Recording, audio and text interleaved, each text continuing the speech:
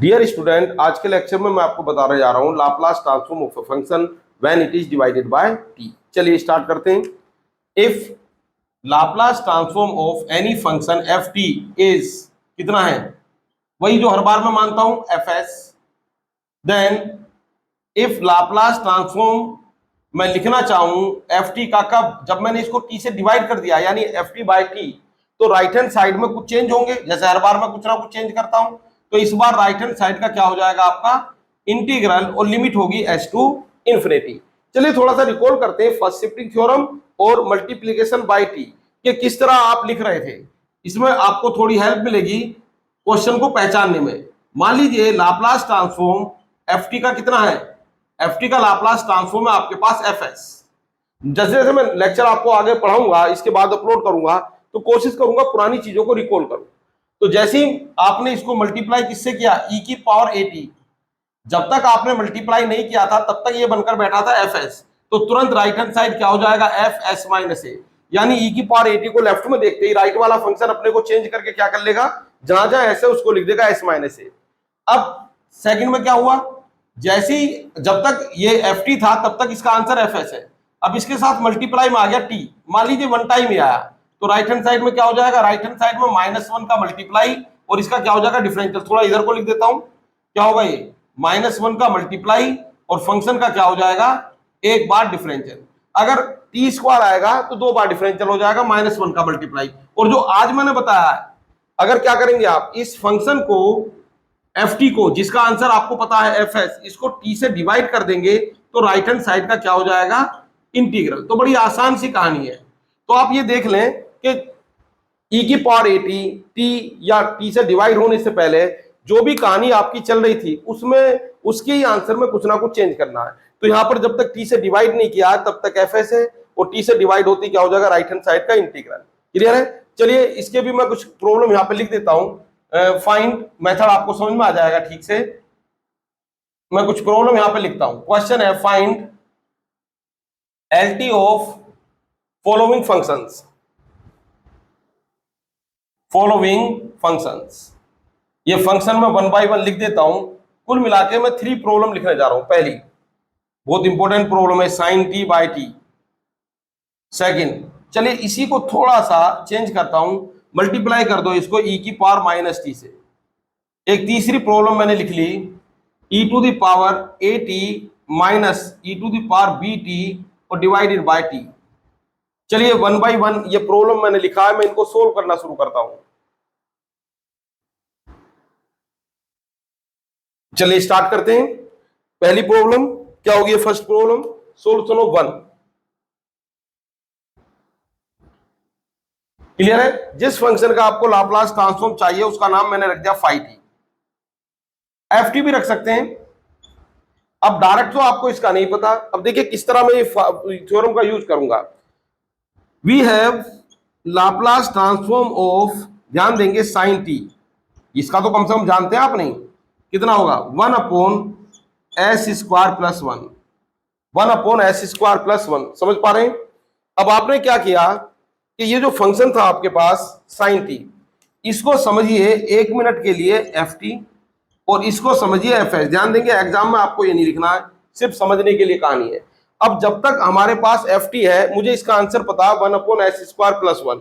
अब हुआ क्या, इस एफ टी को यानी साइन टी को डिवाइड कर दिया टी ने आगे इसको डिवाइड कर दिया। अब राइट हैंड साइड में तो चेंज होने शुरू हो जाएंगे। जैसे ही उसने देखा कि ये फंक्शन टी से डिवाइड हो रहा है तो राइट हैंड साइड भी एक्टिव हो गई। भाई इसकी इमेज बनी हुई है राइट हैंड साइड में, वो क्या कहेगा भी जो डिवाइड करने से पहले था वही फंक्शन ले लो, लेकिन उसका इंटीग्रल कर दो और लिमिट क्या ले लो एस टू इंफिनिटी। तो इसका मतलब एस टू इंफिनिटी, टी के डिवाइड होने से पहले आंसर क्या था इसका आंसर था 1 अपॉन एस स्क्वायर प्लस 1। तो मैंने यहां पर लिखा एस स्क्वायर प्लस 1 और ये आ गया डी एस, और ये बना Laplace transform of sine T upon T, ये बना tan इनवर्स एस और लिमिट आ गई एस टू इंफिनिटी। क्लियर है? अब जैसे डिवाइड हुआ राइट हैंड साइड में इंटीग्रल लगेगा, तो क्या बनेगा ये Laplace transform of sine T upon T, ये बना मेरे पास tan इनवर्स इंफिनिटी, भाई एस की जगह इंफिनिटी रख दो, और ये बना tan इनवर्स एस। अब सब स्टूडेंट जानते हैं tan inverse infinity is pi by 2 और ये आ गया tan इनवर्स एस। बच्चों ये बिल्कुल परफेक्टली फाइन आंसर है, इसमें कहीं से कहीं तक कोई प्रॉब्लम नहीं है। लेकिन कई बार एग्जाम में ये क्वेश्चन आया प्रूफ दैट का, कि proof that Laplace transform of sine T upon T is tan inverse 1/s। अगर 1/s प्रूफ करा लिया tan इनवर्स के साथ, तो ये तो आंसर आपका पूरे मार्क्स नहीं मिलेंगे। तो इसको मैं आगे बढ़ाता हूं, हालांकि ये हमारा बिल्कुल सही आंसर है अगर प्रूफ दैट का क्वेश्चन नहीं है।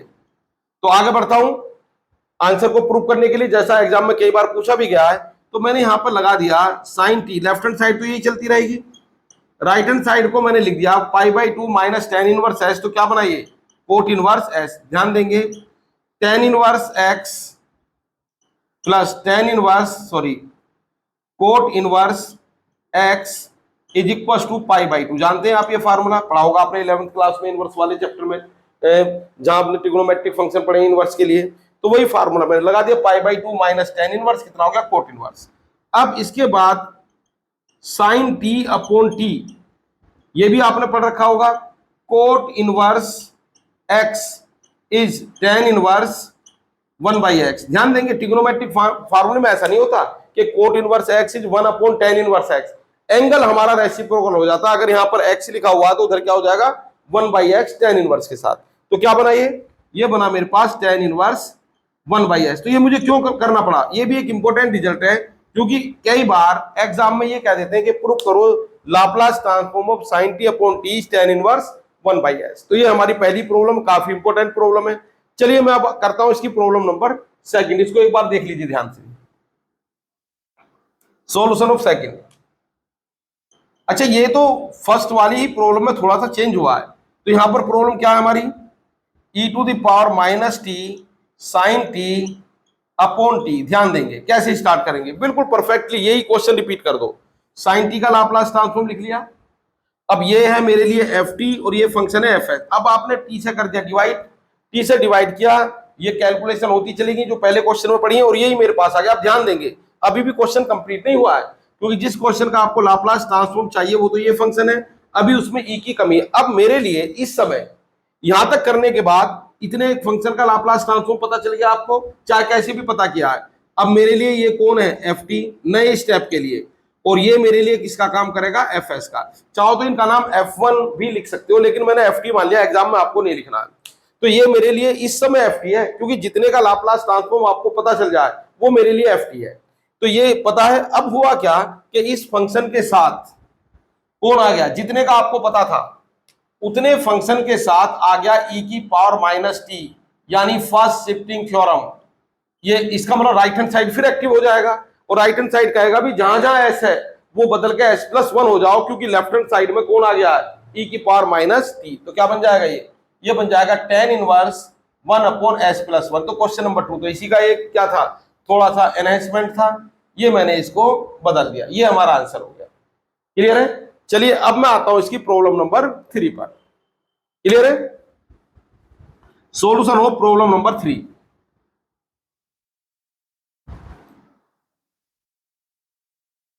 तो ये प्रॉब्लम नंबर 3 भी काफी इंपॉर्टेंट प्रॉब्लम है।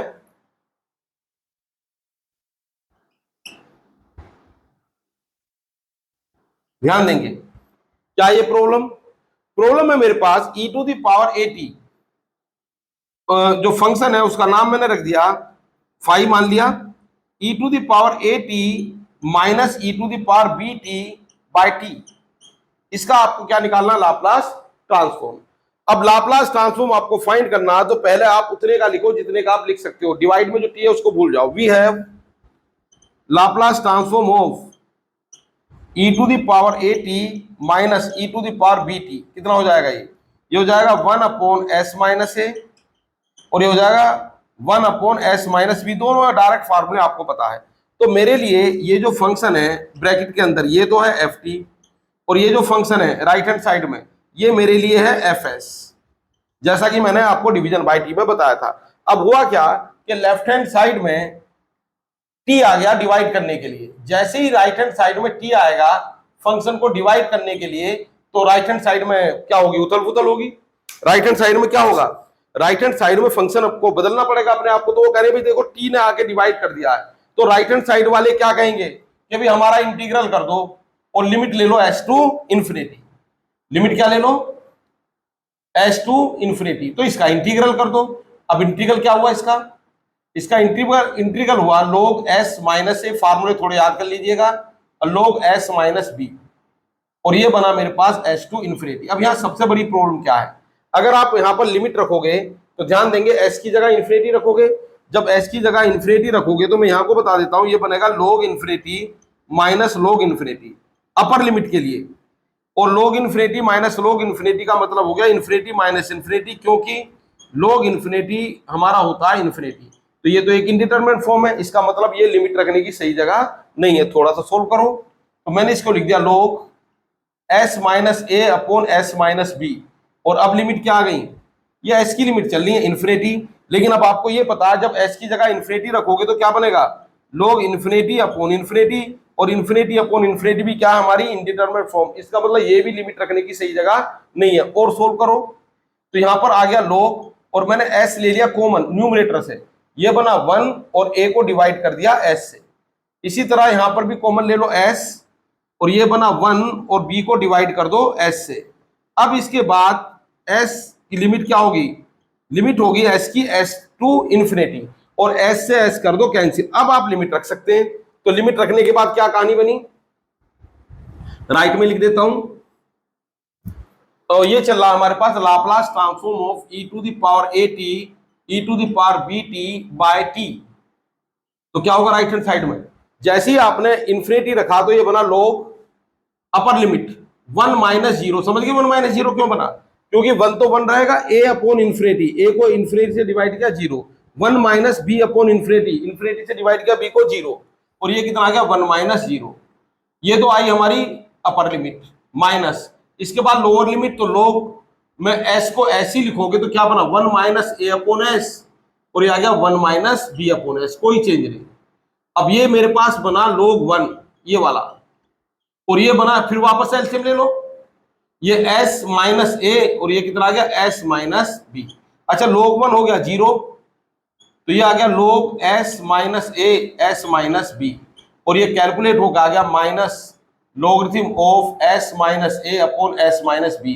इस माइनस को भी चलो ये पावर में लिख दो आप, s minus a upon s minus b की पावर माइनस 1, देखो ये पहले आ जाएगा ना माइनस 1 बन के, अब ये माइनस 1 है तो इसको पलट के लिख दो, ये आ गया s minus b upon s minus a, इसका मतलब Laplace transform of this function is this. तो ये था हमारा डिवीजन बाय टी। मुझे लग रहा मेथड आप ठीक से समझ गए होंगे।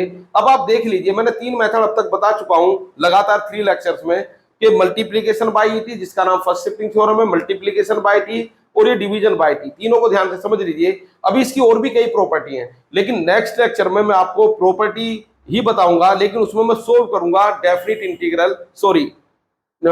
इंटीग्रल जिसमें हमारी लिमिट चलेगी 0 से इन्फिनिटी, और ऐसे इंटीग्रल भी उसमें सोल्व करूंगा जो आप अपने अब तक जो आपने मेथड पढ़े उनसे आप सोल्व नहीं कर सकते। तो मिलता हूं नेक्स्ट लेक्चर में एक इंपॉर्टेंट टॉपिक के साथ, evaluation of some integral. Thank you very much.